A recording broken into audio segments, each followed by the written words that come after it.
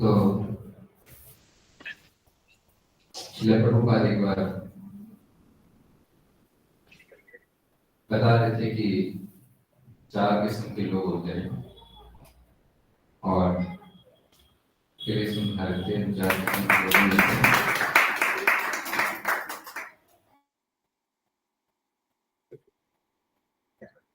Who is the best? बता रहे थे कि 4 कैटेगरीज होती हैं लोगों की और इन 4 कैटेगरीज में से कौन सी कैटेगरी बेस्ट मानी जाती है भौतिक संसार के मुकाबले, भौतिक संसार।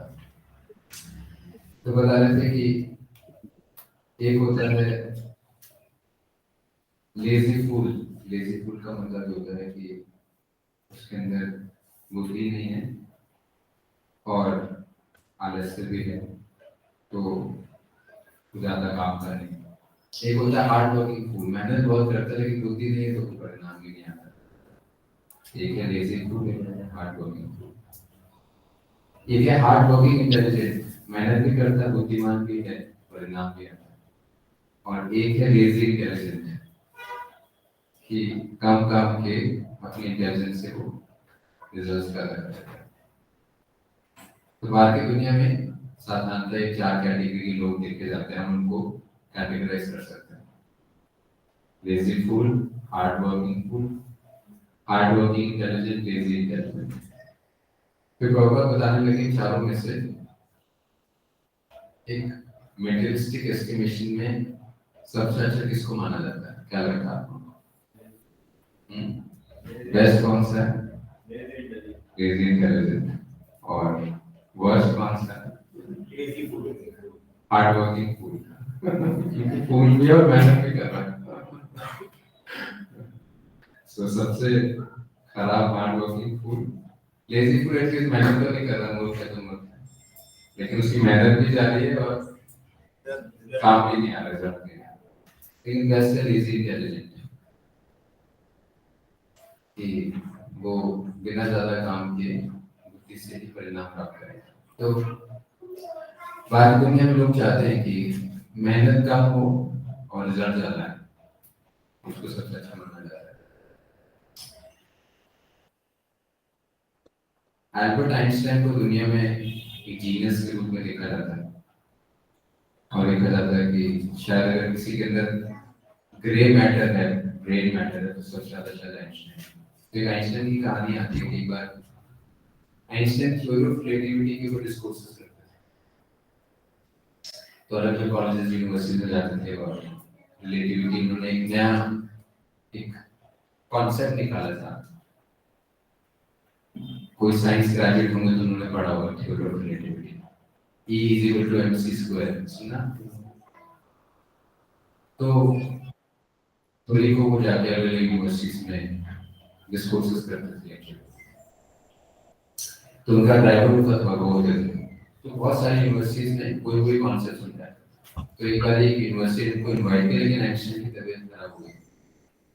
अब आइंस्टाइन को लगा कि थ्योरी ऑफ रिलेटिविटी मेरे अलावा कोई समझा नहीं सकता और मेरी तबीयत ठीक है नहीं और वहाँ पर बहुत सारे प्रोफेसर और स्टूडेंट्स की गैदरिंग है, तो कौन इस कॉन्सेप्ट को समझा सकता है? तो वो सोच रहे थे कि कैसे किया जाए। इतने सारे लोगों को बुलाया, टाइम सेट है, मीटिंग कैंसिल नहीं कर सकते, लेकिन उनका तबीयत ठीक नहीं था। तो अचानक उनकी ड्राइवर वो अपने बारे में सोच रहे थे, बात कर रहे थे, तो ड्राइवर सुन रहा था, ओवरवेयर कर रहा था। तो ड्राइवर ने कहा कि मेरे पास एक आइडिया है। ट्रांसपोर्ट का क्या आइडिया? उनका बस आइडिया ये है कि जहाँ पर भी आप जाते हैं थ्योरी ऑफ रिलेटिविटी समझाते हैं, मैं सही और सही अलग में समझ में कुछ नहीं आ रहा, लेकिन ये बात सही है कि मैं हूबहू उसको दोहरा सकता हूँ। क्या उसका मतलब है, आप क्या कहना चाहते हैं मुझे नहीं पता, लेकिन जो आपके शब्द है मैं हूबहू उसको दोहरा सकता हूँ, कैन रिपीट दोस वर्ड्स। तो एक काम भी करते हैं, अगले डिस्कोर्स में मैं अल्बर्ट आइंस्टाइन बन के जाता हूँ, आप मेरे ड्राइवर बन के जाइए। आप मेरी जगह बैठिए और मैं स्टेज पे जाके आपके कॉन्सेप्ट को दोहराऊंगा और हम वापस आ जाएंगे जिस तरह जगह होता है। शाम भी बन गया, आइंस्टाइन को बड़ा अच्छा लगा। तो उन्होंने अपनी ड्रेस एक्सचेंज की और ड्राइवर आइंस्टाइन बन गया और आइंस्टाइन ड्राइवर बन गए, और आइंस्टाइन ने जाके वो ड्राइवर की जगह बैठ गए और ड्राइवर आइंस्टाइन बन के स्टेज पे जाके सारे अलग अलग नोबेल ऑनर्स स्कॉलर्स को उनको एड्रेस करते हैं। और जैसे वो वैसे ही थ्योरी ऑफ रिलेटिविटी उनको नॉर्मली ऐसा होता था कि ऑडियंस में कम लोगों को समझ में आता था, प्रश्न भी नहीं पूछा। इस बार ऐसा हुआ कि एक व्यक्ति ने एक बार स्टूडेंट ने हाथ खड़ा करके प्रश्न पूछा। अब वो स्टूडेंट भी साधारण नहीं था, पोस्ट ग्रेजुएट स्टूडेंट, उसने बड़ा ही सटीक सा प्रश्न पूछा।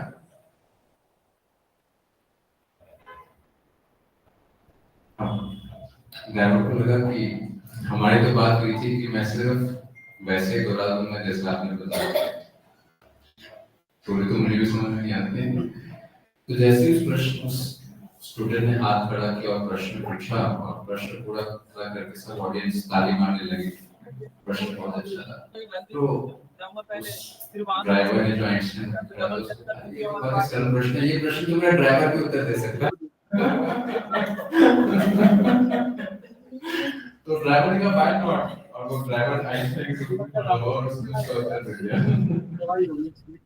और मैटर समझ गया और आइंस्टाइन को ड्राइवर की तारीफ करने लगा कि बात क्या नहीं। तो आज की दुनिया में लेजी इंटेलिजेंस को असली माना जाता है, लेकिन भागवता में भगवान बताते हैं who's really intelligent, असली इंटेलिजेंस किसकी मानता है। तो आप इस श्लोक को 11 canto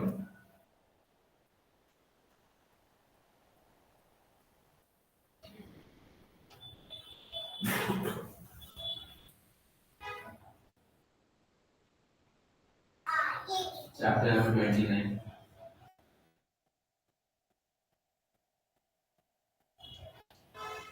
chapter number 29 verse number 20.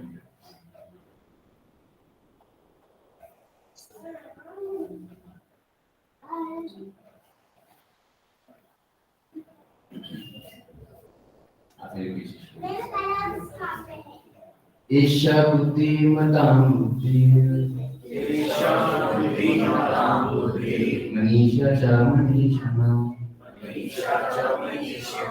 यत्सत्यम् अनिर्दिह वित्तेनाप्नोति मामृतम्। तो इसमें भगवान श्री कृष्ण उद्धव जी को कह रहे हैं ईशा बुद्धिमता बुद्धि, मैं सभी बुद्धिमान लोगों में किसको असली बुद्धिमान मानता हूँ। मनीषा नाचा मनीषा नाम, या जितने चतुर लोग हैं उसमें सबसे चतुर किसको मानता हूँ। यह सत्यम अमृत दीघा नित्यना अपनोति मामृतम, जो कि अमृत, जो कि असत्य, जो असत्य से सत्य को प्राप्त कर ले या मृत से अमृत तत्व को प्राप्त कर ले, उसको मैं इसलिए सबसे ज्यादा बुद्धिमान मानता हूँ। जैसे साधारण दुनिया में कहते हैं ना कि जो बहुत कम पैसे लगाकर बहुत सारे पैसे कमा सके वो बुद्धिमान है।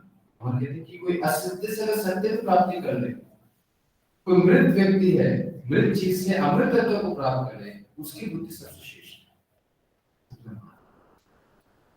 और उसका एकमात्र जो तरीका है जो असत्य से सत्य की प्राप्ति कर सकता है या मृत से अमृत तत्व को प्राप्त कर सकता है, उसके एक ही मात्र साधन और गीता में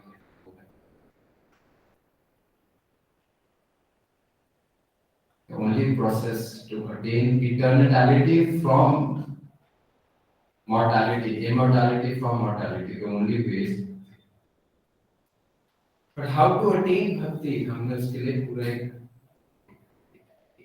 क्रोनोलॉजी शेयर की।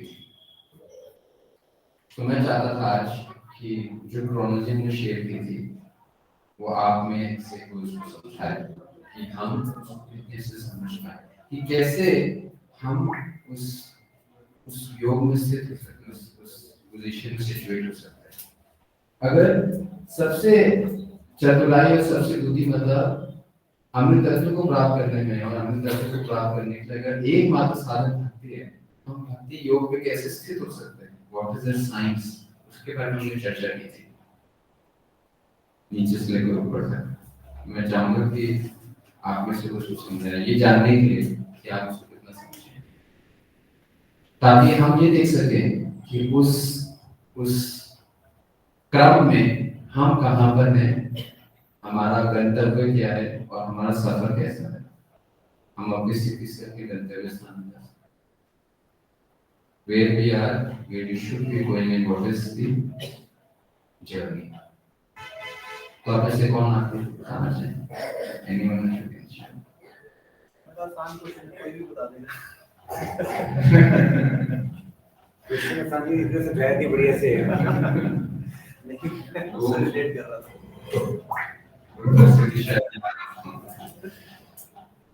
तो मैंने आप लोगों से शेयर किया था कि योग, पहले बताइए योग का मतलब क्या है। अगर कोई आपसे पूछता है आपने क्लास में सीखा कि योगा क्या है, योगा का मतलब क्या बताइए? योग मीन्स टू कनेक्ट। दूसरा हमने चर्चा की थी, भगवान श्री कृष्ण गीता में बताते हैं there are many ways to connect.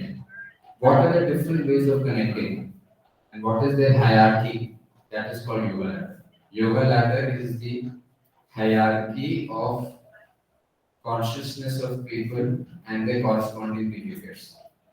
What is that hierarchy? And at what stage connection starts, and in what way we can connect, and what is the best and easy way to connect? That is yoga ladder. Yoga means जोड़, किस तरीके से हम जुड़ सकते हैं, वो क्या क्या तरीके हैं और उनकी क्या हायरार्की पोजीशन है, कौन सा ऊपर है कौन सा नीचे है, मैं चाहता हूँ इसके बारे में हम बताएं। तो कोई आपसे पूछेगा कि योगा लैडर क्या है तो आप क्या जवाब देंगे? मैंने अभी बताया व्हाट इज योगा लैडर।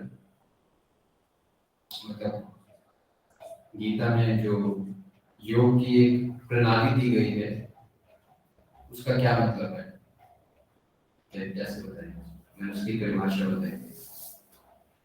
योग लैडर का क्या मतलब है, what is the definition of consciousness and behaviour. हाँ, तो योग लैडर का मतलब क्या है? Hierarchical arrangement of consciousness of all living entities and their corresponding behavior. This is called yoga ladder. What is yoga ladder? क्या बताएंगे? Hierarchical arrangement of various levels of consciousness and relating behavior.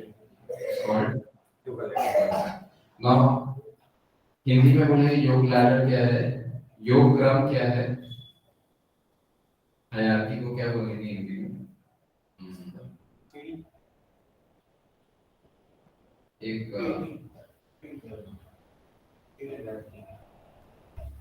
अलग अलग चेतनाओं को, अलग अलग चेतनाओं के स्तर को एक क्रम में लिपिबद्ध अगर करें और उनके अनुसार जो लोगों का व्यवहार है उसको करें क्रमशः लिपिबद्ध करें, उसको योग सीढ़ी कहते हैं, योग लैडर होता है। ठीक है, समझा? तो आपसे कोई पूछेगा योग मतलब जोड़, योग लैडर का मतलब क्या है, क्या बोलेंगे योग लैडर मतलब?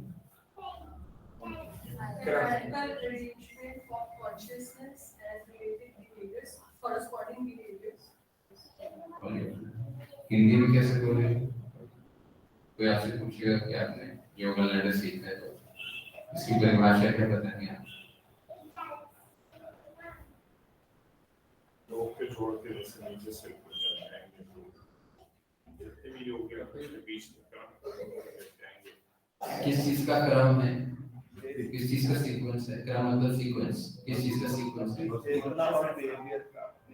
लोगों की मानसिक चेतना और उनका उसके उचित व्यवहार का एक क्रम में लिपिबद्ध होना, एक सीक्वेंस में उनको एनलिस्ट करना, इसको क्या बोलते हैं?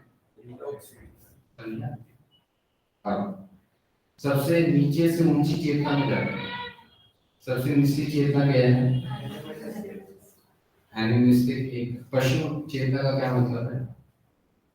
इस चेतना में आदमी का क्या मानसिकता रहती है? Living only for senses, living in vain. हाँ, only to satisfy one's senses, सिर्फ इंद्रियों को तुष्ट करने के लिए जीवन यापन करना, वो पशु चेतना है जो अधिकांश लोगों की है। तो सबसे निकृष्ट चेतना वहाँ गीता में बताता है, और वहाँ गीता में कहते हैं that is living in vain। living in vain का मतलब होता है वो मनुष्य व्यर्थ मनुष्य जीवन को व्यर्थ करने के समान, क्योंकि ऐसी चेतना से व्यक्ति मनुष्य जीवन को खोकर फिर से पशु होने को प्राप्त है। तो पशु चेतना, इसके ऊपर चेतना क्या है? कर्म का मतलब क्या है? और चेतना समझता भी है, काम भी करना चाहता है। भगवान से जो भी कुछ करता है वो अपनी सेंसेस को प्लेजर, अपनी सेंसेस के प्लेजर के लिए मांगते हैं जो मांगता है। He is following some system but only for his pleasure. हाँ, तो कर्मकांड का मतलब क्या है कि वो अब एक ऊंचे अधिकारी को मानता है, चाहे वो शास्त्र है, चाहे वो गुरु है, या कोई धर्म है, लेकिन उसका उपयोग ही हित के लिए करता है। लेकिन वो अपने से मन मर्जी नहीं करता, पशु में अपने से मन मर्जी करता है, मन का अनुसार करता है। अब वो एक अधिकारी के अंतर्गत रहते हुए करता है, किसी का सबऑर्डिनेशन नहीं करता है, और उसके अनुसार लेकिन कार्य वही करता है, फिर इंद्र की तृप्ति करना, वही सजीव का नाश करता है। तो एक चेतना स्तर ऊपर है, उसके ऊपर कौन सी चेतना है? कर्मयोग, कर्मयोग। कर्मयोग, कर्मयोग का क्या मतलब है? knowledge plus work plus devotion, detachment. Okay, और कैसे समझाएंगे कर्मयोग का मतलब क्या है? कर्मयोग में दो तरीके का कार्य है। एक तो निष्काम कर्म जो कार्य है, जिसमें आत्म समर्पित करके चलता है, जो भी कर्म करता है उसका अपने को फल नहीं लेना चाहता। निष्काम कर्म Working without attachment, that is Nishkam. तो योग कब शुरू होता है? योग जब शुरू होता है जब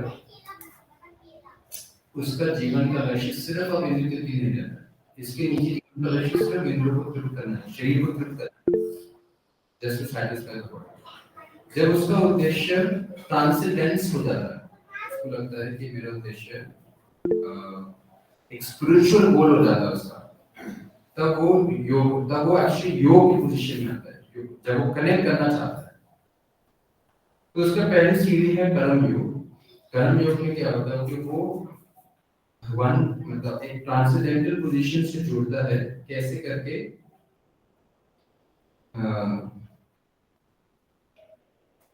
चार चीजें, कर्म योग में चार चीजें होती हैं। कर्म योग में कर्माण्य विधिकारस्य मां फलेषु कदाचन मां कर्म फल हेतु मां संगस्तु कर्म, चार चीजें कर्म योग में। एक कि वो कार्य करता है, कार्य से वो रह नहीं सकता, कार्य करता है। कर्माण्य विधिकारस्य मां फलेषु कदाचन, योग में उसके योग की कैसे पहचान होती है कि वो योग को स्थित है जब वो कार्य के फल को त्यागता है। कार्य के फल को क्यों त्यागता है? एक ऊंचे उद्देश्य के लिए, फॉर अ स्पिरिचुअल डेस्टिनेशन। जब कार्य के फल को त्यागना शुरू करता है, उसके में एक डिटैचमेंट आता है, त्याग आता है। कर्माण्य विधिकारस्य मां फलेषु कदाचन मां कर्म फल हेतु भीर, कर्म के फल का वो हेतु अपने आप को नहीं समझता, डुअरशिप मेंटालिटी से डिनाउंस करता है। दो डिटैचमेंट करता है, एक कार्य के फल का डिटैचमेंट करता है, और दूसरा कार्य का कॉज का डिटैचमेंट करता है, I am not the cause. वो दो डिटैचमेंट करता है। क्या दो डिटैचमेंट है? फ्रूट्स और एक ओनरशिप, डुअरशिप। जब इससे दो डिटैच करता है और कार्य करता है तो कर्म योग शुरू। तो कर्माण्य विधिकारस्य मां फलेषु कदाचन मां कर्म फल हेतु मास्तु संगस्तो कर्मणि, और कार्य करना छोड़ता है। तो कार्य करता है लेकिन फल से निवृत्त होता है और कर्ता भावना से निवृत्त होता है, तो कर्म योग शुरू। अब इसमें एक इम्परफेक्ट स्टेज है, परफेक्ट स्टेज है। इम्परफेक्ट स्टेज में वो फलों से निवृत्त भी करता है, कर्ता भावना से भी निवृत्त करता है, लेकिन पूर्णतः निवृत्त नहीं होता, तो उसको सकाम कर्म योग बोलते हैं। जब पूर्णतः निवृत्त हो जाता है तो उसको निष्काम कर्म। फिर उसके बाद अगला योग लैडर क्या है, अगला योग सिस्टम क्या है? ज्ञान योग। तो ज्ञान योग में क्या होता है, जब वो फल से भी निवृत्त हो जाता है, कर्ता भावना से भी निवृत्त हो जाता है और कार्य से भी निवृत्त हो जाता है, वो ज्ञान योग में से। फिर ज्ञान योग से एक स्टेप ऊपर और कौन सा ऊंचा योग होता है? अष्टांग योग। ज्ञान योग से एक कदम ऊपर की ओर, क्योंकि वो कार्य से भी त्यागता है, फलों से भी त्यागता है कर्ता भावना से भी त्याग होता है, और अब वो परमात्मा में ध्यान में लगाते, ज्ञान योग नहीं लगाता ध्यान, अब वो ध्यान भी करता है, उसको कहते हैं ध्यान योग या अष्टांग योग। लेकिन ये तीनों जो है वो इसी 3 गुणों के अंतर्गत होते हैं, चर्चा की थी। कहीं आपको अगर कुछ लोग पिछले क्लास में नहीं आए या कुछ लोग नहीं समझ में आए तो आप प्लीज पूछ लीजिए, क्योंकि हम लोगों ने चर्चा करी इसमें से रिवीजन करा। लेकिन 3 गुणों के अंतर्गत ये होता है, चाहे कर्म योग, चाहे ज्ञान योग, चाहे अष्टांग योग। लेकिन जब 3 गुणों को पार करके अपने गंतव्य को प्राप्त करता है, तो चाहे वो निष्काम कर्म योग हो, चाहे ज्ञान योग हो, चाहे अष्टांग योग हो, या तो वो निराकार को प्राप्त करते हैं, या जो अष्टांग योगी है वो किसको और प्राप्त कर सकते हैं? किसको? साकार में भी परमात्मा। और फिर हमने चर्चा की थी कि लेकिन एक ऐसा योग विधि है वो, लेकिन वो प्राप्ति होती है 3 गुणों के ऊपर, जब वो गुणातीत हो जाता है, तो भक्ति योग कहते हैं। भक्ति योग से भगवान के साकार रूप को प्राप्त किया जाता है। तो चाहे कोई किसी भी स्तर पे, जब वो एक प्रमाणिक भक्त के संपर्क में आके भक्ति का ज्ञान प्राप्त करता है और भक्ति योग का पालन करता है, तो वो एक लैडर को सर्कमवेंट करके सीधा गुणों से ऊपर भक्ति योग को प्राप्त करके साकार रूप को प्राप्त कर सकते हैं। हमें क्या चाहिए? ठीक है, यहाँ पे सबको क्लियर है? तो ये डिफरेंट हायरार्की, सबसे बड़ी हायरार्की है भक्ति योग अबव द मोक्ष। तो चाहे हम किसी स्टेज पे क्यों ना हो, चाहे अभी पशु के स्तर पे क्यों ना हो, चाहे हम कर्मकांड के स्तर पे क्यों ना हो, चाहे हम कर्म योग के स्तर पे क्यों ना हो, चाहे हम ज्ञान योग के स्तर पे क्यों ना हो, चाहे हम अष्टांग योग के स्तर पे क्यों ना हो, जब हम लोग एक प्रमाणिक भक्ति संपर्क में आके भक्ति का ज्ञान प्राप्त करके भक्ति का अनुशीलन करते हैं, तो हम बड़ी जल्दी गुरु से गुणों से ऊपर आके भक्ति योग में स्थित होकर भगवान के साथ में। तो भक्ति योग क्या है? तो भक्ति योग की हमने चर्चा की थी कि जो सा कार्य हम भगवान के साकार रूप को संतुष्ट करने के लिए प्रमाणिक गुरु के आदेश के अनुसार बिना किसी स्वार्थ के किसी कार्य में संलग्न होते, उसको भक्ति योग। चाहे हम पशु की तुलना में क्यों ना हो, लेकिन हम प्रमाणिक गुरु के संपर्क में आके उनसे आदेश प्राप्त करते हैं और उस आदेश के अनुसार हम क्रिया करते हैं भगवान की संतुष्टि के लिए या वैष्णव गुरु की संतुष्टि के लिए बिना किसी स्वार्थ के, तो हम वो भक्ति योग हमें पशु तुलने से भी सीधा गुणातीत करके भगवान की प्राप्ति कर सकता है।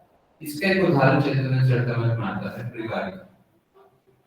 तो एक प्रसंग आता है कि जिसमें नारद जी एक बारी अपनी यात्रा में एक वन से गुजरते हैं, तो देखते हैं कि एक शिकारी को देखते हैं, जो शिकारी क्या करता था कि वो जब देखते हैं तो उनको दिखाई देता है कि शिकारी क्या करता है कि शिकार करता है और शिकार करके पशुओं को वो घायल करता है, लेकिन इस तरीके से घायल करता है कि पशु मरे ना, अर्ध मरे रह जाए, हाफ किल्ड। तो वो देखते हैं कि वो शिकार कर रहा है, लेकिन शिकारी का काम तो मार के उनको या तो उसका मांस का व्यापार करना है या उसके लेदर का व्यापार करना है। तो वो इस बात पे बड़े चिंतित हो जाते हैं कि शिकारी अर्धमरा के जानवरों को छोड़ रहा है, क्योंकि अर्धमरा पशु भी बहुत पीड़ा को महसूस करता है।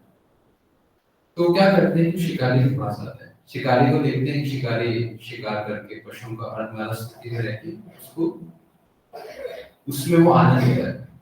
तो नारद जी इतने करुणा से शिकारी के पास जाते हैं और कहते हैं कि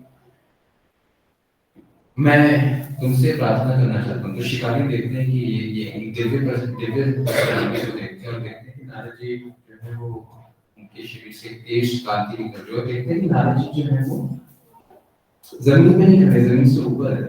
तो उनकी दिव्य स्थिति को देख, उनकी कांति को देख के, उनके आध्यात्मिक शक्ति को देख के वो गंभीर हो जाता है नारद जी के साथ। तो नारद जी आकर को बोलते हैं कि मेरे पास तुमसे प्रार्थना है तुम शिकारी हो, तुम शिकार करते हो, लेकिन तुम शिकार करके पशु को पूरा नहीं मार देते, तुम्हारा उद्देश्य तो पशु को मारना है, तो तुम अर्धमरा को छोड़ दो, आधा को मार दो।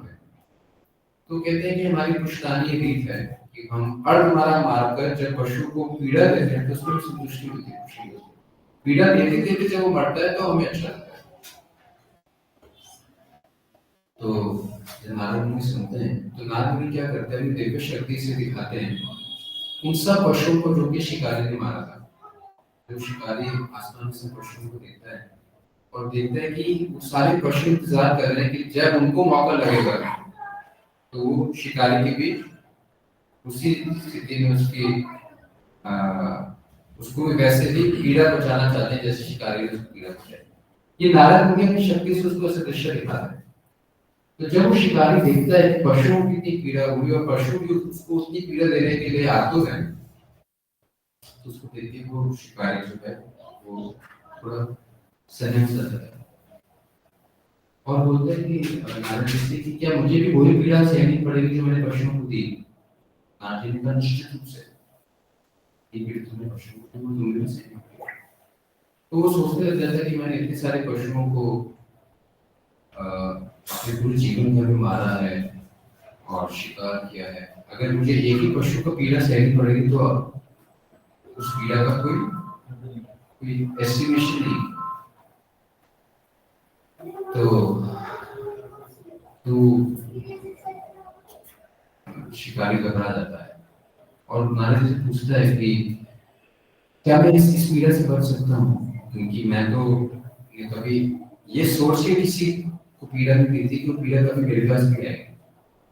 तो नारद जी ने कर्म का लेकर उठे ऐसे कि निश्चित रूप से तुम्हें पीड़ा प्राप्त करनी पड़ेगी। तो नारद से शरण लेता और पूछता कि मुझे ऐसे साधन बताइए जिससे मैं इससे उस पीड़ा से बाहर आ सकूं। तो नारद जी कहते हैं कि उसका एक ही तरीका है कि जैसे जैसे मैं तुम्हें बताऊं तो वैसे वैसे करना पड़ेगा। तुम वैसे करोगे तो शिकारी तैयार हो जाता है कि हाँ मैं बिल्कुल वैसे करूंगा जैसा आप मुझे कहेंगे। तो नारद मुनि कहते हैं कि सबसे पहले आप काम करो, इस धनुष को तोड़ो। शिकारी बोलता है अगर मैंने धनुष को तोड़ दिया तो मैं अपने जीवन व्यापन कैसे करूंगा? तो नारद जी कहते हैं जब तक तुम्हारे धनुष रहेगा तब तुम शिकार करना छोड़ोगे नहीं, और शिकार ही तुम्हारे पीड़ा का कारण है। सबसे पहले धनुष को तोड़ो। तो नारद जी विश्वास करके उस धनुष को तोड़ देता है। तो नारद जी कहते हैं तुमने शिकार से अब तक जो कुछ भी प्राप्त किया है उस सबको बांट दो, उस सारे धन में पाप है। तो कहते हैं नारद जी अभी तक तो मैंने अगर अब धनुष तोड़ने से मैं और व्यवसाय नहीं कर सकता, लेकिन मैं जो व्यवसाय से कमाया अगर वो भी बांट दूंगा तो मेरे पास रहेगा क्या? नारद जी की चिंता मत, उसकी व्यवस्था मैं करूंगा, लेकिन सबसे पहले तो इन सब पाप से मुक्त हो। नारद जी के आदेश अनुसार वो अपने सारे पाप के कमाए हुए धन को लोगों को क्या आवश्यकता है, जिनको आवश्यकता है उनको वितरित कर। फिर नारद जी को कहते हैं को भक्ति योग सिखाते हैं, उनको बताते हैं कि आप अपने घर में तुलसी के पौधे को लगाओ, आप तुलसी की सेवा करो और आप हर रोज भगवान के नाम को जप करो, भगवान के नाम को उच्चारण करो। भगवान के नाम ही उतने पाप का निधन कर सकते हैं जितने पाप हम कर भी नहीं सकते, और तुम्हारी जो भी आवश्यकता होगी उसकी देख रेख मैं करूंगा। नारद जी की बात पे विश्वास करके वो अपने घर में तुलसी माने को लगा सामने जप करना शुरू करता है। जैसे वो जप करना शुरू करता है, नारद मुनि क्योंकि नारद मुनि के आदेशों का पालन करता है तो बहुत तेजी से वो भक्ति में प्रगति करने लग जाता है। उसके भगवान के नाम के जप में रुचि आने लग जाती है और तुलसी माने से जप करते हैं तो भक्ति में बहुत तेजी से प्रगति करने लगता है और दिन रात उसका मन जो है भगवान के नाम के जप में लग जाता है। जब ऐसा होता है तो क्या होता है कि आसपास लोग से घर से जब निकलते हैं तो कोई एक व्यक्ति देखता है कि वो शिकारी जिसका नाम ही था मृगारी, मृगारी का मतलब होता है आर्य संस्कृत में बोलते हैं शत्रु को, मृग बोलते हैं पशु को, मृगारी मतलब जो पशुओं का शत्रु। जिस आदमी के जीवन में ना सिर्फ उसके अपने जीवन में, उसके पूरे कुल के जीवन में यही प्रथा रही है, ये पूरे जीवन ही शिकार करके पशुओं को मारा है और पाप में कार्य किया है। आज ये स्थिति है कि वो अपने घर में तुलसी मान के सामने आके वहां के नाम को जप कर रहा है। तो क्या होता है बड़ी तेजी से आग की जगह पूरे गांव में बात कर जाती है कि मृगारी जो है वो अपने गंदे कार्य को छोड़ के वैष्णव बन गए। और वैष्णव साधारण वैष्णव नहीं बना है, और ऊंची कोटि का बना है, तो लोग उसको आके देखने लग जाते हैं। और जब लोग देखते हैं, सुबह देखते हैं तो देखते हैं कि ना निगारी जप कर रहा है, दोपहर को देखते हैं निगारी जप कर रहा है, शाम को आके देखते हैं निगारी जप कर रहा है, रात को आके देखते हैं निगारी जप कर रहा है, देखते हैं सुबह से शाम निगारी उनके नाम को जप कर। इसका मतलब निगारी कि हृदय में भगवान की भक्ति आ गई, निगारी सच्चा भक्त बन गया, उसका हृदय शुद्ध हो गया। अब जब एक खबर फैलती है कि निगारी सच्चा भक्त बन गया, क्या होता है, दूर दूर से लोग, अब हमारे शास्त्रों में एक प्रथा है कि जब तू भगवान के दर्शन करने के जाता है, एक भक्त के दर्शन करने के जाता है, तो कभी खाली हाथ नहीं आता। तो अब लोग निगारी को देखने के लिए आते हैं, कोई ना कोई सामग्री लेने के आता है, कोई फल लेके आता है, तो कोई सब्जी लेके आता है, कोई अनाज लेके आता है, कोई दूध लेके आता है, किस तरीके से निगारी की सेवा करता है। निगारी को आभास नहीं होता, लेकिन देखता है कि जब भी वो अपना जप पूरा करके उठता है, पूरा घर चीजों से भर जाता है, और क्योंकि भक्ति करता है तो उसकी आवश्यकताएं भी बहुत कम से हो जाती है, अपने जीवन में संतुष्ट हो जाता है। तो जितना उसको सामान मिलता है उसका भी उपयोग नहीं कर पाता, तो उसका वितरण करने लग जाता है। तो ऐसी स्थिति से कई महीने बीतते हैं, और फिर एक दिन क्या होता है कि नारद मुनि फिर से उस जगह से गुजर रहे होते हैं जहाँ पर निगारी से होती। दूर से निगारी को महसूस होता है कि नारद जी जा रहे हैं, तो जैसे देखते हैं कि मेरे गुरु नारद जी जा रहे हैं, तो निगारी बड़ा खुश हो जाता है कि इन्हीं कारण तो मेरे भगवान की शक्ति प्राप्त हुई। तो भागता है नारद जी को मिलने। नारद जी अपने एक दोस्त पर्वत मुनि के साथ में जा रहे हैं। तो जब इस तरीके से निगारी जो है वो नारद मुनि के दर्शन करता है, भागता नारद मुनि को मिलने के लिए भागता है, तो क्या नारद जी देखते हैं कि निगारी जो है वो सीधा नहीं भाग रहा है।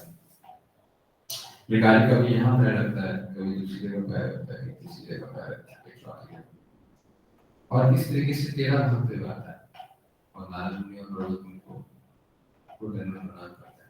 उनको देख के नारद निगारी जो है वो रोने लग जाता है और हृदय से धन्यवाद करने लगता है। तो नारद मुनि पर्वत मुनि को बताते हैं कैसे निगारी शिकारी होता है और क्या क्या करता है। लेकिन पर्वत मुनि नारद मुनि से कहते हैं कि निगारी जो है 13 क्यों भाग रहा था, सीधा नहीं भाग रहा था। तो नारद मुनि निगारी से पूछते हैं तुम सीधा नहीं भाग रहे थे, टेढ़े क्यों भाग रहे थे, कभी पैर यहाँ रखते थे, कभी यहाँ रखते थे। तो निगारी कहते हैं कि नारद जी, मैं देख रहा था कि रास्ते में कुछ चींटियां थी, तो मैं सोच रहा था मैं सीधा भागूंगा तो किस चींटी मेरा पैर आ रहा है, तो मैं क्या करता था, देखता था चींटी नहीं है, वहां पैर रखता था। फिर जहां मुझे दिखता था कि खाली जगह है जहाँ पर चींटी नहीं है, वहां पैर रखता, ऐसे भागते हुए। तो नारद मुनि ने ये सुना, हमको हंसने लगे। क्यों हंसने लगे? कुछ बात पे हंसने लगे कि जब उनकी पहली भेंट हुई थी, तो ये वही व्यक्ति था जो व्यक्ति किसी पशु को पूरा मारने के लिए उसके मन में वो दया नहीं आती थी, उसको जानबूझकर अपना मारता था ताकि वो पीड़ा से मरे। लेकिन आज भक्ति से ऐसी परिस्थिति होगी कि निगारी जो है वो अपने पैरों के नीचे चींटी को भी कुछ तो ये भक्ति की शक्ति नारद जी पर्वत मुनि उस निगारी के रूप में देखते हैं। तो चाहे कोई सबसे नीचे चेतना में क्यों ना हो, जब वो प्रमाणिक वैष्णव गुरु से मिलता है और आदेशों के पालन करके वो भगवान की भक्ति योग में संलग्न होता है, तो भक्ति योग के माध्यम से एक एलिवेटर के मुकाबले वो हर योगा लैडर को सरपास करके सीधा गुणों से ऊपर उठ के भक्ति योग को प्राप्त करके खुद को साक्षात्कार कर सकता है। और जो ये कर लेता है, भगवान कहते हैं वो सबसे बुद्धिमान, वो सबसे ज्यादा चतुर, क्योंकि उसने इस मृत शरीर से इस अशाश्वत शरीर से शाश्वत को प्राप्त किया, अमृत तत्व को सत्य को प्राप्त किया। उसको मैं सबसे बुद्धिमान मानता हूं, उसको सबसे चतुर। तो हमें क्या करना चाहिए, हमें अपने दिनचर्या में देखना चाहिए कि मेरे दिनचर्या में मैं कब कौन सी चेतना में रहता हूँ, कब मैं अपनी चेतना को हमेशा श्रील प्रभुपाद जी के आदेश अनुसार कृष्ण भावना भावित कर सकूं और भक्ति योग जीवन के हर पहलू को भक्ति योग में परिवर्तित करके मैं भी गुणों के ऊपर भक्ति योग प्राप्त करके पाऊंगा साक्षात। ये इस पूरे योग लैडर का पर्पस है, अपने आप को मापना कि इवैल्यूएट करना और कैलिब्रेट करना। कैलिब्रेट का मतलब क्या होता है? चेक करना कि स्टैंडर्ड ये है, मैं यहाँ पर हूँ, तो इस गैप को फिनिश करना और एक्चुअल स्टैंडर्ड में। तो हमें अपने आप को देखना चाहिए कि इस योगा लैडर में मैं हर चीज किस चेतना से करता हूँ। उस फल को भोगने के लिए करता हूँ, कर्ता भावना से करता हूँ, कार्य शासक होकर करता हूँ, या भगवान की प्रसन्नता, गुरु के आदेश अनुसार किसी और स्वार्थ रहित होकर भगवान की संतुष्टि के लिए करता हूँ। जब हर कार्य हम अपने आप को इस तरीके से मापते हैं तो हम हर परिस्थिति में, हर क्षण को भक्ति योग बनाकर बड़ी जल्दी ही इस सारे गुणों से पार करके गुणातीत होकर भगवत साक्षात्कार। ये योगा लैडर का पर्पस है, अपने आप को हर परिस्थिति में इवैल्यूएट करना और अपने आप को टॉप मोस्ट योगा सिस्टम में situate.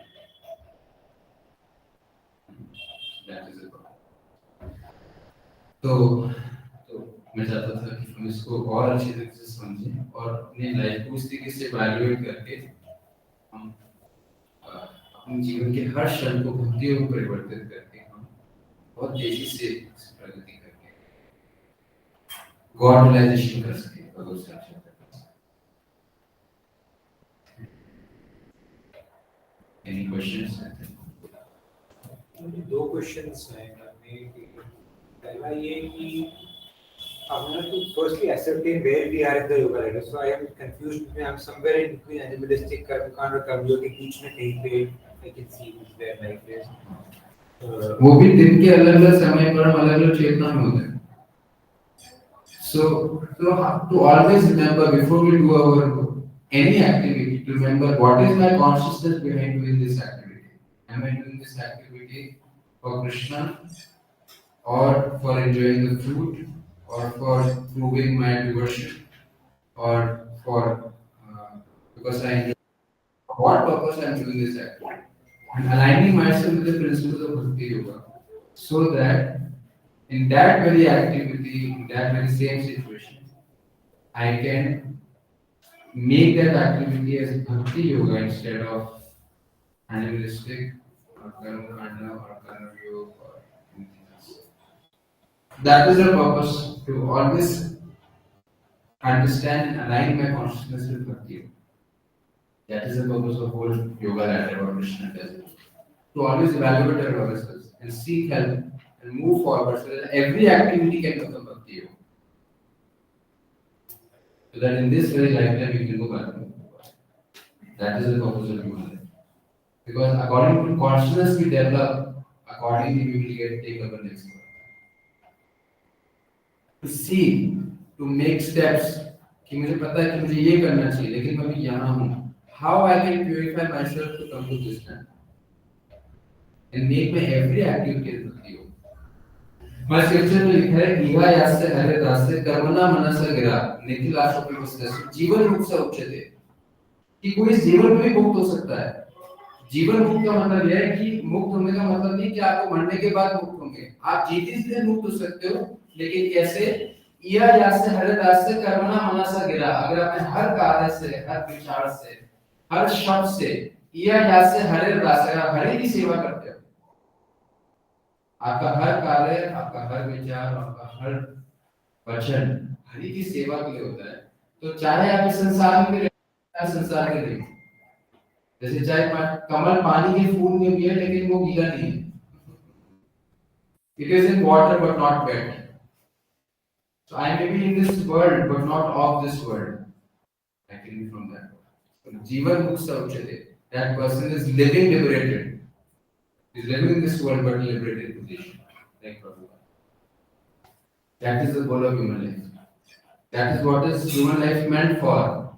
We get human life for this purpose, not for business, not for only earning, making factory, making money, not for that purpose. For that we have spent trillions of lives. In other life form, you don't need to do that also. You don't need to put any factory, you don't need to work also, you don't need to do all the negotiations, do all the hard work, not required. You can gratify you without doing anything.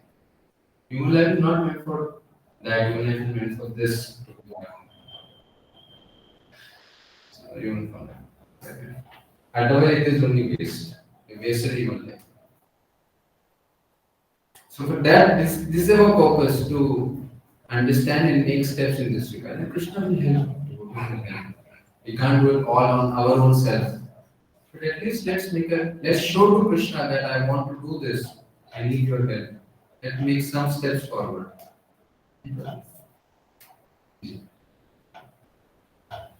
पिछले भगवद गीता के अंदर जो है 4 योग कर्म योग, ज्ञान योग, भक्ति योग और ज्ञान योग।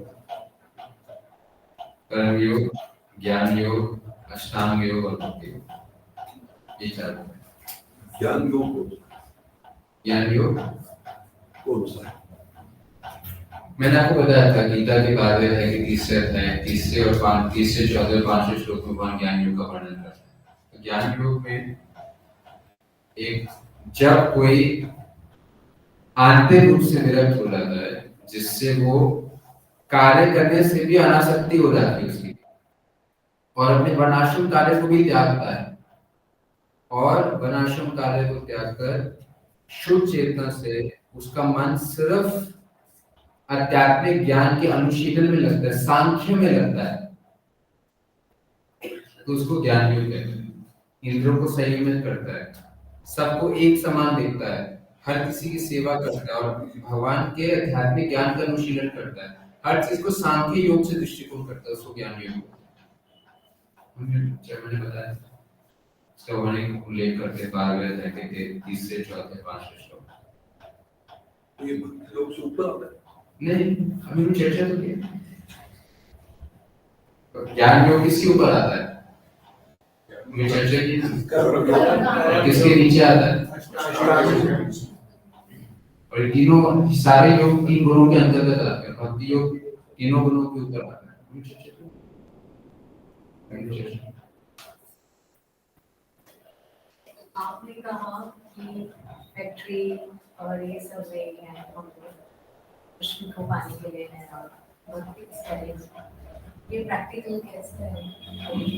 सबसे पहले ये समझने की जरूरत है कि ये लाइफ का पर्पस नहीं। देखिए, लोग समझते भक्ति का मतलब ये है कि हमें कार्य नहीं करना या फिर ड्यूटीज को नहीं करना, लोग ये समझते हैं।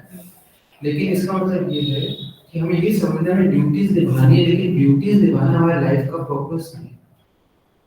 इसका मतलब ये नहीं कि हमें फैक्ट्री नहीं लगाना, या हमें प्रोफेशन को नहीं करना, या एजुकेशन नहीं लेना, या फैमिली में इंगेज नहीं होना, या मैरिज नहीं करना, या रिलेशनशिप्स नहीं निभाना। इसका मतलब ये नहीं है। ये तो लाइफ के इनएविटेबल पार्ट्स हैं, आप इसके बिना रह नहीं सकते। मुझे बात बताइए, ऐसे कौन सा व्यक्ति है जो बिना कार्य करके रह सकता है? भगवान गीता में कहते हैं, अर्जुन को कहते हैं कि आप बिना कार्य के नहीं रह सकते, आप बिना लड़े नहीं रह सकते। So these are inevitable parts. Inevitable मतलब we can't forego it. हमें कार्य करना है, हमें परिवार में रहना है, हमें अपने शरीर का ध्यान रखना है, शरीर को भोजन देना है, शरीर को कपड़ा देना है, एक छत देनी है, ये सब चीजें करनी है। इसके बिना रह नहीं सकते। अगर हम करते भी हैं तो घर वाले ही पता क्या कहते हैं, हरिद्वार चले जाओ। घर वाले बोलते हैं। मैं आपको कह रहा हूँ कि let's not talk about what people think. They have no understanding. What is the value of their opinion? They have no understanding. उसकी बात नहीं कर रहे। हम ये बात कर रहे हैं कि what is true knowledge? भगवान गीता में कह रहे हैं कि तो हमारे बॉडीली फंक्शन है, ये तो हमें करना ही है, इससे हमें बचना नहीं है, लेकिन इसको गोल बना के नहीं करना। ये बात है। अगर मेरा लाइफ का गोल है कि मुझे सिर्फ फैक्ट्री लगानी है, सिर्फ पैसा कमाना और पैसे को भोगना है, तो भगवान कहते हैं सबसे पशु की चेतना। पशु की चेतना को भी नहीं करना पड़ता। एक हाथी अगर हर रोज 50 किलो खाना खाता है, एक हाथी कभी भी आप मनुष्य को देखोगे कि वो डिप्रेशन का शिकार रहता है। हाथी डिप्रेशन का शिकार नहीं है। मनुष्य को मैलन्यूट्रिशन होता है, हाथी को मैलन्यूट्रिशन नहीं होता। ह्यूमन स्पीशीज में मैलन्यूट्रिशन की बीमारी है, हाथी को नहीं। तो पशु यूनियन में तो भगवान वैसे ही व्यवस्था करते थे। So point is that we have to work, we have to do business, we have to make profession, we have to get educated, we have to have family, we have to live in family, we have to perform all our duties, all our relationships. But that is not the goal of life. Point is that we do this as the very goal of our life. When we have a comparison, जब हमारे सामने आता है whether I should serve Krishna or I should serve money. What do we do? So, Serve money. That consciousness is Krishna is trying to change. हमारे पे जब भी choice आती है, whether I should use that for Krishna or for my body or things related to my body, by default we do that. That we have to change. Not by force, by internal conviction. Yes, my goal of life is to attain Krishna. That does not mean that हमें teacher गाड़ी में घूमना है, हमें फटे हुए कपड़े पहनने हैं, हमें खाने में कंजूमर खाना है. Who's saying that? जब आप खाना खाते हो, I mean we serve the best of food. जब हम travel करते हैं भी, अब आपने you travel with us for a trip, we use the best of facilities. But for Krishna, हमें पास लैपटॉप एप्पल का लैपटॉप है. मैं आपको वाउच कर सकता हूँ इस कमरे में कितने लोग होंगे इनका एप्पल का लैपटॉप नहीं होगा. बिकॉज़ एप्पल का फोन है, आईफोन है मेरे पास. So it's not for my gratification. It's for Krishna's service. मैं अभी बाकू से होके आ रहा हूँ. I just traveled from Baku. But I didn't go for seeing Baku. मैं tourism के नहीं गया था. To serve Krishna. So everything in this world, music, food, culture, relationships, everything there is spiritual life. What is not there in spiritual life? Tell me. You see Rohini temple, Rohini मंदिर देखा आपने? I haven't seen such a beautiful temple in the world. आप रोहिणी मंदिर आके देखिए, इससे सुंदर मैंने किसी का मतलब मैंने पंजाबा में इससे सुंदर कोई कोठी नहीं देखी है. I can vouch for it.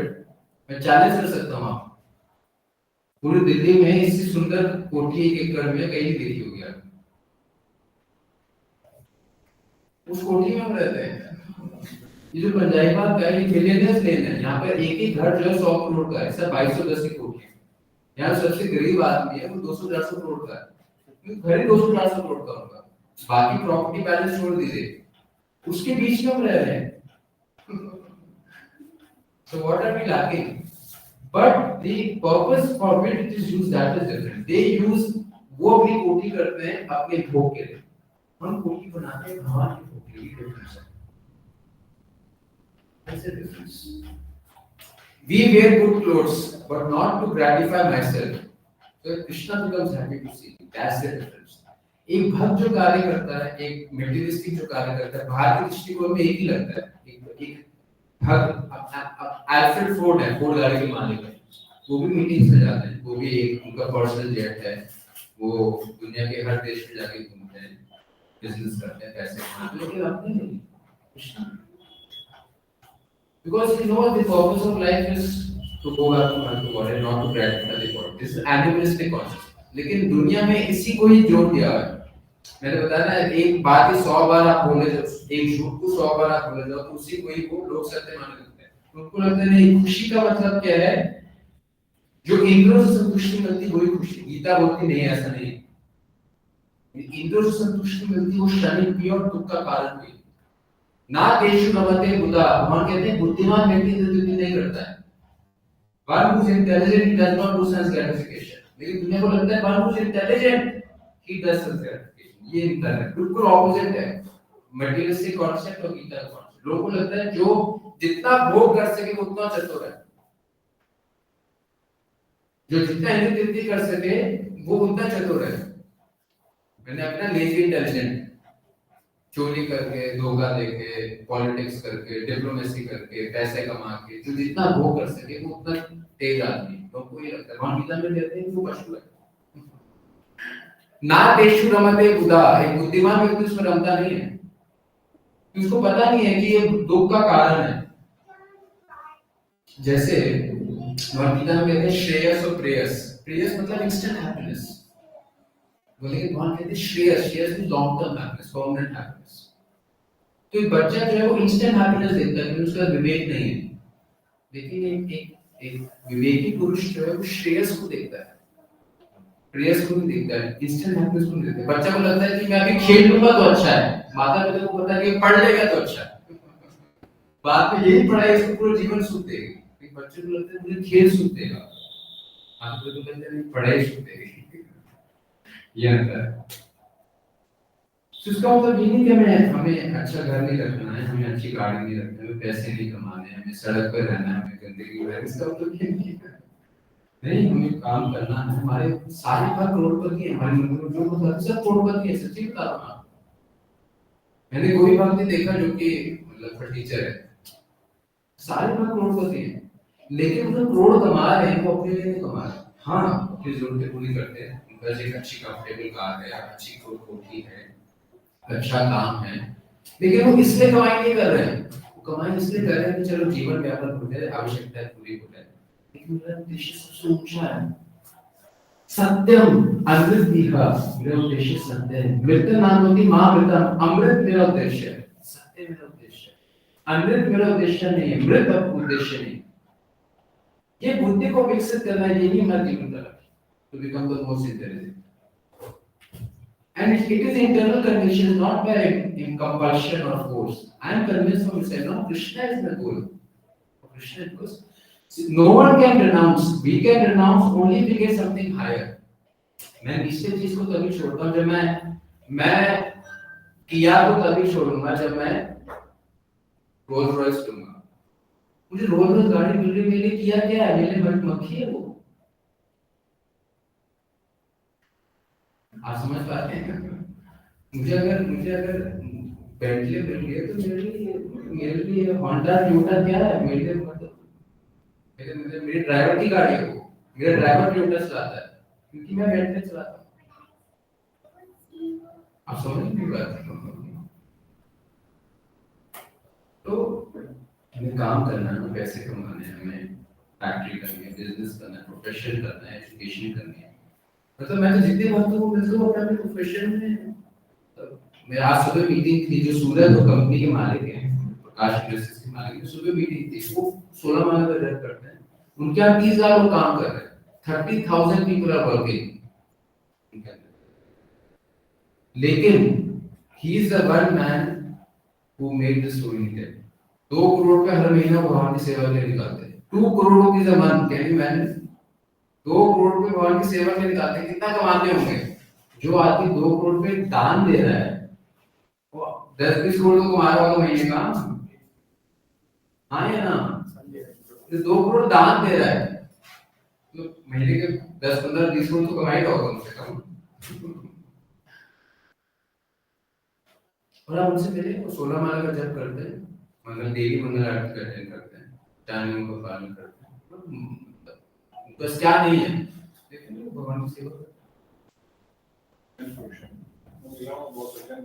हाँ, बहुत सारे गुरु महाराज मेरे बात समझे? तो हमारा प्रोसेस एप्लीकेशन नहीं, एप्लीकेशन समझता नहीं, हमारा नहीं, हमारा ये प्रोसेस नहीं है, नास्ति, हमारा प्रोसेस है कि to accept everything but not for myself. We have the best of cars, the best of houses, the best of food, the best of relationships, the best of friends, the best of families, but Krishna is the same. That is the difference. We don't use this for our gratification, because we know gratification does not give happiness. Service to Krishna gives happiness. If I gratify, I may get immediate happiness, but it will lead to distress. If I use the service of Krishna, it may look difficult. जैसे हम सुबह जल्दी उठे, हो सकता है शुरू में लग सकता है it's very difficult to get up in the morning. लेकिन once we get up and get ready, then it gives a more subtle happiness. So that's mode of goodness. Happiness is mode of goodness. क्या? जैसे प्रकाश का अपने कर्म योग करके भक्ति योग कर रहे हैं। नहीं, कर्म योग का मतलब क्या बोल रही कि मैं कर्म योग और भक्ति योग में अंतर है। मैं मंदिर में आता हूँ, मैं मंदिर को बोलता हूँ कि मैं एक व्यापारी हूँ, मैं एक चार्टर्ड अकाउंटेंट हूँ, आप मुझे अकाउंट्स की सेवा दो, मैं तनख्वाह नहीं लूंगा, सेवा करूंगा, मैं अकाउंट्स की सेवा कर सकता हूँ, लेकिन मैं उनको बोलूँ कि आप चार्टर्ड अकाउंटेंट हो, आप भी जाके पैसे टाइम में जमा कर दोगे तो मैं नहीं जमा करूँगा। ये छोटा सा काम है, चपरासी कर लेगा, मैं ड्राइवर कर देगा, मैं ड्राइवर को एंगेज कर दूं, क्योंकि मेरा मुझे अभी भी प्रेस्टीज से अटैचमेंट है। मैं चार्टर्ड अकाउंटेंट हूँ, मैं खाते नहीं जोड़ सकता या पैसे जो है बैंक में जमा नहीं कर सकता या अकाउंट मेंटेन कर सकता, मैं इस हिसाब से करा सकता हूँ। भक्ति योग का मतलब क्या है? मैं चार्टर्ड अकाउंटेंट क्यों ना हूँ? आप मुझे बताइए मंदिर में किस चीज की आवश्यकता है? मैं कहता हूँ प्रभु जी आज जो है रात को सफाई करने वाले नहीं है, आप मेरे से सफाई कर सकते हो? तो मुझे क्यों नहीं कर सकता? मेरे लिए चार्टर्ड अकाउंटेंसी की कोई वैल्यू नहीं, मुझे डिग्री है, मैंने आज ऐसे डिग्री दी, अपना काम कर रहा हूँ, ठीक है, भगवान की सेवा कर, भगवान का दास हूँ, जो भगवान की सेवा है मैं काम करूँ, मैं कोई सेवा करने को तैयार, ये भक्ति इसमें समझ आता है डिफरेंस है। तो हम भक्ति योग का पालन करें। किसी उपाधि, भक्ति योग की शुरुआत होती है सर्व उपाधि विदुर मुक्तम, सब उपाधियों को त्याग कर जो कृष्ण की सेवा की आवश्यकता है, जो गुरु का आदेश है, हम उसका पालन करते हैं। मैं अटैचमेंट में मैं बर्तन कैसे मान सकता हूँ, मैं प्रसाद कैसे सेवा कर सकता हूँ, ये कोई कैटेगरी नहीं है। मैं अगर मैं सोचता हूँ मैं व्यापारी हूँ, इसका मतलब मैं देहात में बुद्धि हूँ, मैं अपने आप को शरीर मानता हूँ, मैं समझता हूँ मैं एक आदमी और व्यापार कर रहा हूँ, व्यापार हूँ, मैं देहात में बुद्धि हूँ, बॉडीली कॉन्शियसनेस अपने आप को सरेंडर करना। हाँ इसकी हाँ मतलब मैं एक बात कहूँ, मैं शरीर नहीं हूँ, मैं कोई मैं भारतीय नहीं हूँ, किसी से अपने आप को कनेक्शन नहीं देखता हूँ, कृष्ण से अपने आप को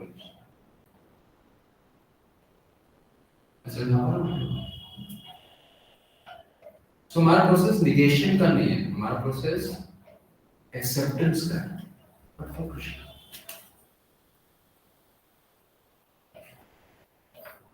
सो मैं ये नहीं कह रहा हूँ कि हमें एजुकेशन नहीं लेनी है, बिजनेस नहीं करना, मैं बोल किस पर्पस के लिए करना है वो समझना, और what purpose, purpose is to glorify Krishna और not to glorify my self.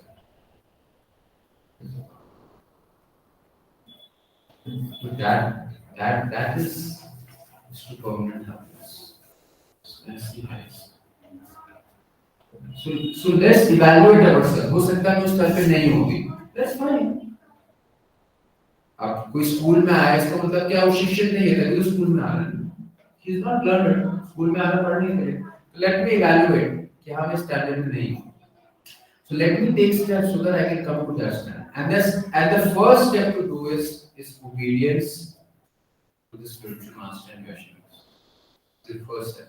Most important step is if we, so scripture says, Yasya devi para bhakti yatha devi bharu tasya katiti harta prakashanti mahatmana.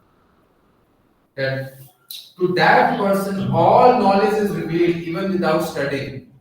If he has unflinching faith in the Lord and the spiritual master. If he develops these two things, unflinching faith in the instruction of the Lord and unflinching faith in the instruction of the spiritual master, then Yasya devi para bhakti yatha devi tatha guru tasya katite arte prakashante mahatmana, all the import of Vedic knowledge will be revealed to that person. Prakashante mahatmana, that's a great soul, he is a mahatma. He says these two words, दो गुण उसके अंदर कि हरि के प्रति अटूट श्रद्धा है और गुरु के प्रति अटूट श्रद्धा है। तस्य अतीत कथित अर्थित प्रकाशन्ते महात्मा, सारे वेद शास्त्रों का जो मर्म है उस हृदय में प्रकाशित होता है बिना पढ़े। ये दो गुरु, ये करना, भगवान के आदेशों को अच्छे से समझना, उस पर विश्वास करना, और गुरु क्या करते हैं भगवान के आदेशों को दोहराते, उनके बात पर विश्वास करना है। ये सब करते हैं बात, हम किसी टीचर के पास जाते हैं तो जो हमें सिखाते हैं, जो एनसीईआरटी बुक सिखाते हैं, उसको पूरा विश्वास होता है कि हाँ यही इस क्वेश्चन का आंसर यही है जो एनसीईआरटी में लिखा है, उसी को दोहरा के आते हैं, पूरा कॉन्फिडेंस ये दोहराया तो फुल मार्क्स मिले। हमें पता है कि जो गुरु ने कहा मैं वो करूंगा, जो भगवान कह रहे हैं वो गुरु मुझे फुल मार्क्स मिलेंगे, श्योरिटी है, कॉन्फिडेंस है, उसको वो टॉपर है भगवान के पास। तस्य कथित अर्थ प्रकाशन्ते, सब कुछ प्रकाशित हो जाएगा। He is the greatest soul. So first step is obedience to the spiritual master and the Lord, and following the footsteps, and surely elevated. Therefore हम यहाँ पर चर्चा करते हैं. Let's understand what Lord is saying. भगवान क्या कह रहे हैं गीता में. मित्रों ऑब्जर्वेशन कर रहा हूँ. मैं अगले टॉपिक में जा सकता हूँ, लेकिन we have to understand, get convinced what Lord is saying, whether I have understood it and whether I have internalized it and whether I am applying it or not. सिर्फ थ्योरी पढ़ने के थोड़ा आ रहे, कोई डायग्राम पढ़ने के थोड़ा आ रहे. ये समझ रहे हैं कि डायग्राम को मेरे जीवन से जोड़ के आ है. इसको मैं अपने जीवन में उतारूंगा कैसे? इसलिए आ रहा है. So let's take steps. So let it be baby steps, no problem. Let's take baby steps towards that real goal. ठीक है?